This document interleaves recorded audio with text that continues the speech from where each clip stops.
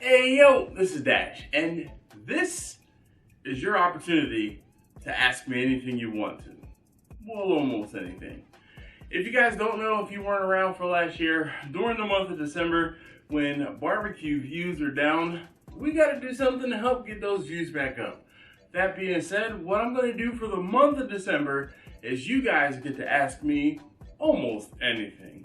So all you have to do is leave a comment down below, ask me your question, and I hopefully will get to respond to it in the form of a video. So don't be bashful. It really won't take more than about half the month to hopefully get enough questions for me to answer and do a video every single day. I really would like for you to ask me a question down in the comments below. Thanks as always for watching, and I hope to answer your question soon.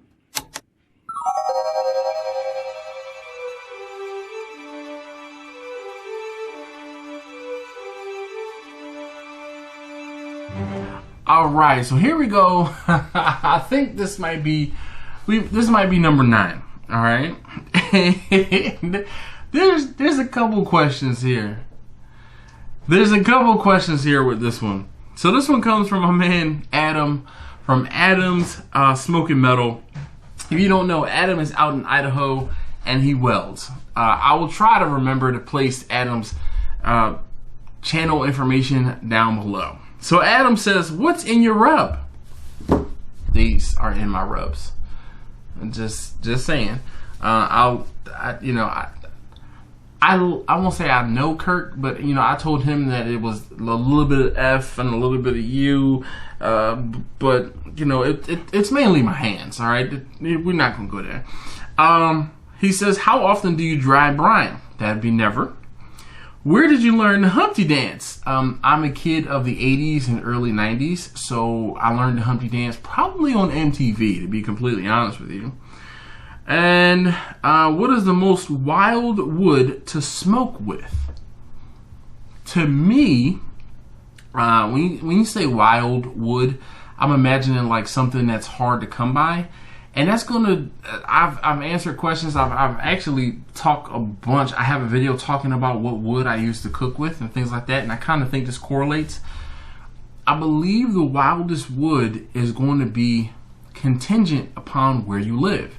And I know this question kind of started out kind of funny and or you weren't being serious, but that's actually a pretty good question.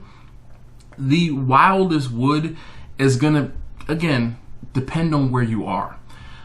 For me, a wild wood is going to be something that's not native to this area. So something like somebody that can get like an alder, okay, which is in the Pacific Northwest or more common in the Pacific Northwest versus what I can get here, which is primarily in Baltimore, Maryland, which I can primarily get oak.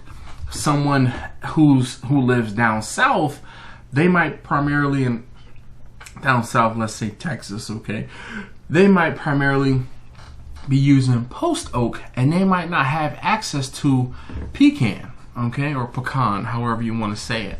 And someone who might be in Canada and they have access to maple probably won't have the same access to post oak. But I'm sure that there are oak species in Canada that might be sufficient or close or similar to like a post oak. So honestly enough, I know you were playing around, you're joking, but that was a really good question. What is the most wild wood to smoke with? Again, I think that's going to be contingent upon where you live and what you're doing. So thank you, sir, very much for your support. Thank you for taking the time to ask me a question. I really do appreciate it. And I can't say thank you guys enough who have asked me questions. Hopefully I can get to answer it. And I will see you in the next one.